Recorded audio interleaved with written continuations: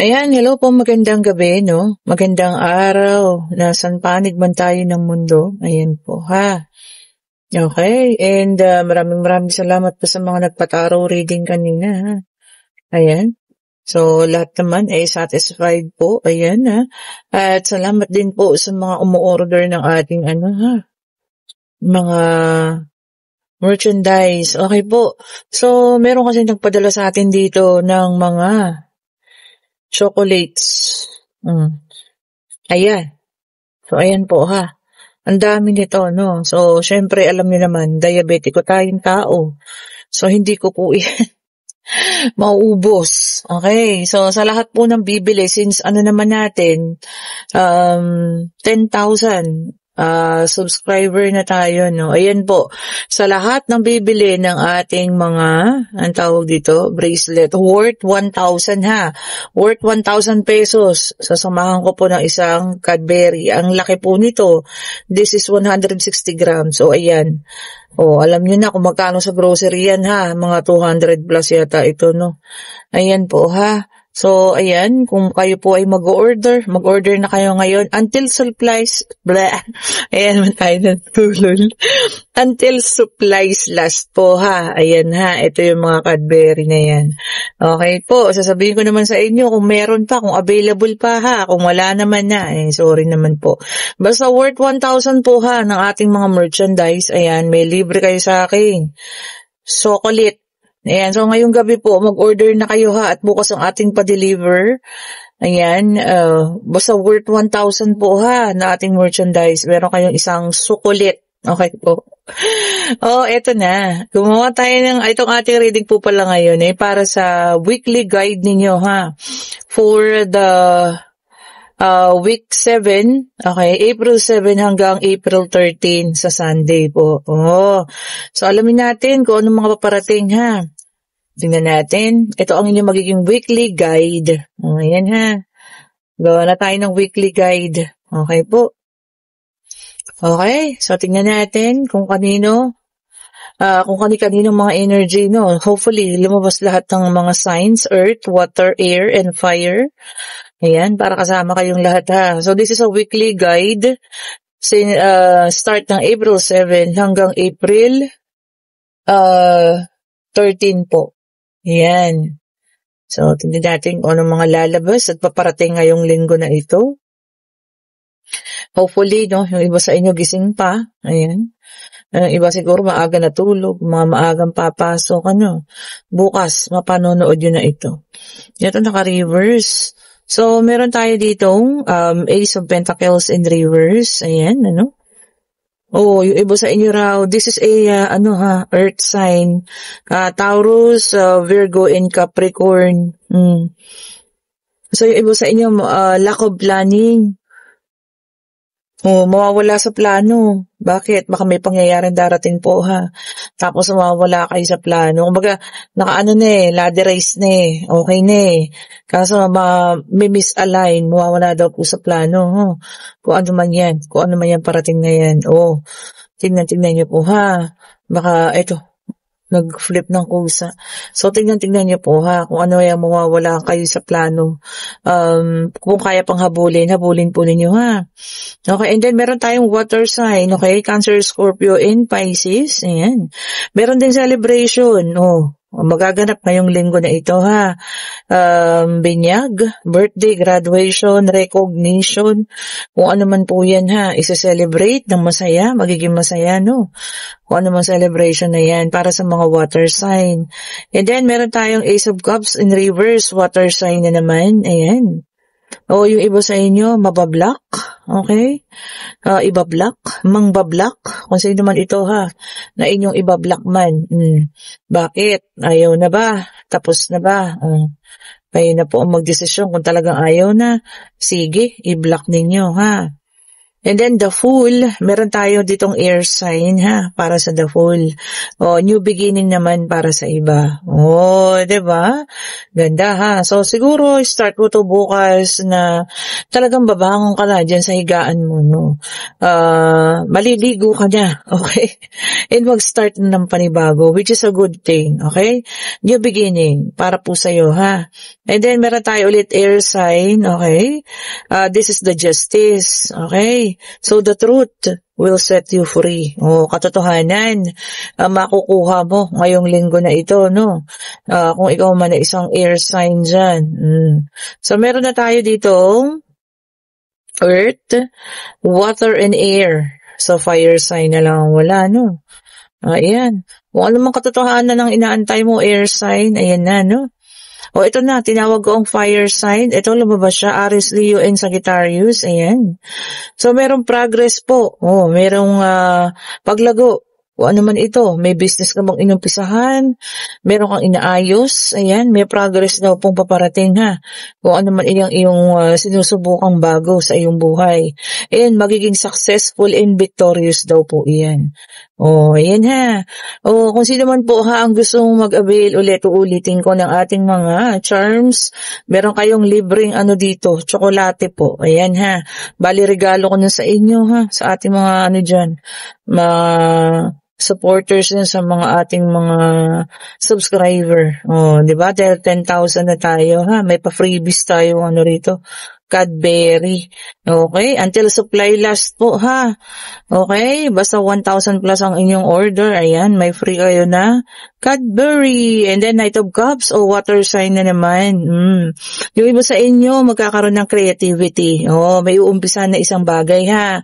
Creative daw. Ano man ito, no? Siyempre pagka-creative, gagamitin natin ang ating pagiging creative dito ha.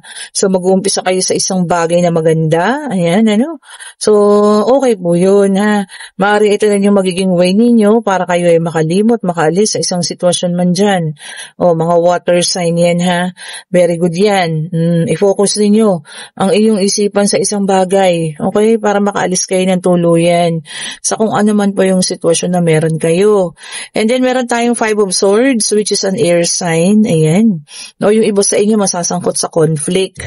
Mga air sign ha. Gemini, Libra, and Aquarius. Hinay-hinay lang din po ha. At saka ang init ng ulo. Wag pong paiiralin ha. Lagi po tayo mag-relax. Ayan.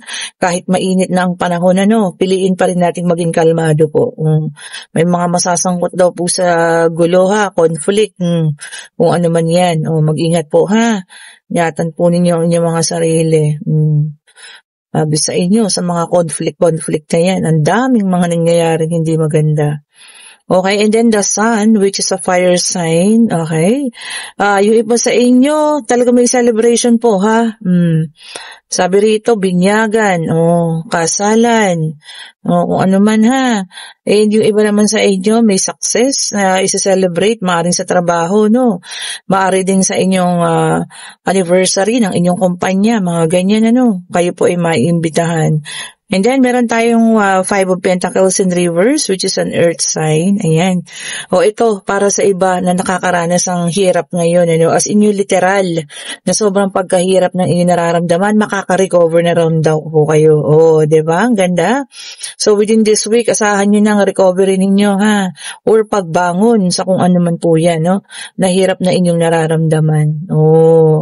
And kung gusto nyo po palang mag-schedule ng private reading para sa Martes, ayan, mag-chat na rin kayo sa akin ha. I-chat nyo po ako. Alam nyo ako hindi talaga ako madamot. Alam nyo generous ako. Alam nyo yan. Diba? Yung iba dyan, pinapadalan ko ng regalo lang hindi nila alam. Diba? So ayan po ha. Kung gusto ninyong umorder, meron kayong free na sukulit. Sukulit. And then, meron tayo dito, the Hermit, which is an earth sign. Mga earth sign dyan. Sabi rito, gusto niya lang talagang katahimikan. Ayan. Baga, ayaw niyo muna ng kung ano man, Basta ayaw niyo makihalubilo. Meron talagang ganun po, Bag may pinagdadaanan, gusto ng katahimikan lamang.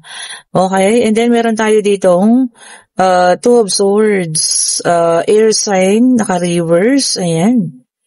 Sabi rito, no, kahit anong mapili mo, kung ikaw man niya sa pangyayari ngayon na kailangan mong mamili o magdesisyon, kahit alin daw po doon ay walang tama. O kung ano man yan ha. So walang tama doon sa mapipili mo. Naku, yun ang mahirap. Abay, pumili ka nga, wala naman palang tama. O, yan po kung mararanasan niyo yan ngayong linggo na ito. No right decision. Sabi niya nga, naku, mahirap yun. Doon na lang tayo, timbangin nyo na lang, gumamit kayo ng timbangan, kumbaga pagbabalance, tingnan ninyo kung alin doon yung magiging, swak po sa inyong desisyon. And then, meron tayong 7 of Pentacles, which is an earth sign, ayan. Yung iba naman dito sa inyo, makakakuha ng rewards. Maaaring galing ito sa trabaho, no? Tinatawag nilang incentive, bonuses. Ayan po, ngayong linggo na ito. Tamang-tama naman, dahil malapit na rin ang akin para sa sahod. Baka isasabay na, ha? Kung sino man po iyan. And then, meron tayong air sign. Ayan, this is a King of Swords. Okay? Dito naman yung sa inyo, sabi rito, mas pipiliin na ang ngayon. Pag-iisip daw po kaysa ang puso. Magiging mas matapang. Baka alam niyo yan, makikipag-ayos sa inyo, pero ngayon pipiliin niyo raw ang inyong isip kaysa sa puso. Okay? And then meron tayo dito, 6 of Cups in reverse, which is a water sign. Ang iba naman sa inyo, moving forward na. Yun ang maganda, no? Talagang, umaga ngayon, uunahin na yung sarili at magpapaka-busy na, no? Maganda po yun, ha? Unahin natin lagi ang ating sarili. Lagi ko naman sinasabi sa inyo, no? And then, meron tayo ditong the world in reverse, which is an earth sign. Ayan. Yung iba sa inyo, naghahanap pa rin ng closure. Bakit kaya? Sabagay, no, kapag naiwan ka na parang kang nakabitin, hindi mo alam kung anong nangyari. Talaga naman po maghahanap ka ng yung mga closure. Okay po, baka ngayong linggo, talagang hahanapin mo na yan. Or siguro pag nalaman mo na kung ano talaga yung dahilan, saka ka pa lang talaga susuko at bibitaw sa mga pangyayaring iyon. And ngayon, mag-isip na kayo ng inyong katanungan po, ha. Maaring ito ay pag-ibig, financial, ayan, pangyayari, kung ano man, okay po. Tanungin na natin sa ating yes and no card kung ano po ang kasagutan, ha. Okay. So, lumabas po ang mga sign, ha. Para sa lahat po yan. Water sign, earth, fire, and air. Pero napakarami ng water at saka ng air sign po, ha. Sumusunod ang earth at ang fire ay kakaunti. Pero lumabas naman lahat. Ito na, pag-ibig, pangyayari, financial, kung ano man. Itanong nyo na po sa ating yes and no card, hingin ninyo ang kasagutan. Divine Universe, ibigay mo po sa amin ang kasagutan. Isa lang po, ayun na. Okay. And ang sagot po sa ngayon ay no. Okay po, talagang ang ilan sa inyo ay masasangkot sa kaguluhan or conflict. So, ingatan niyo po, ha. Baka maaring ito ay pagmulan ng ikatanggal niyo sa trabaho. Naku, huwag naman. Napakahirap maghanap ng trabaho sa panahon ngayon, ha. Okay po, at huwag din po masyadong mainit ang ulo. Huwag niyong isabay sa init ng panahon. Relax lang po, ha. At uminom tayo ng maraming tubig. Keep on being hydrated po, ha. Uminom tayo ng maraming tubig. Okay po, and kung gusto niyo ating reading, pa-like, pa-share, pa-subscribe, and hit the notification bell para lagi kayong updated sa mga bagong videos na nire-release natin. And kung gusto niyo pong umorder at kung gusto niyo ng private reading, mag-click lang kayo ng link nandiyan na sa comment section. Mapupunta kayo sa aking Facebook at pwede na kayong magmensahe po, ha. Uulitin ko, kung sino pong mga order ngayon, ayan, ngayon mismong gabi na to. Ayan, ha, meron kayong chocolate galing sa akin. Basta worth 1,000 po ang inyong mai-order, ha. 1,000 plus. Ayan. Para sa inyo po ang mga sokolating ito. Alam niyo naman, hindi ko ito mauubos mag-isa. Kaya, ayun, i-share natin. Okay po. Thank you so much for watching po. Have a great night. Happy Sunday po. Ayan. And piliin niyo po yung para sa inyo, ha. At itapon yung hindi. And maraming salamat sa mga bagong subscribers, sa mga datihan, sa mga bumabalik. Okay po. At sa mga kauna-unahan ko. Salamat po sa inyong lahat. Pa-like, pa-share, pa-subscribe, hit the notification bell po. Bye-bye po sa inyong lahat.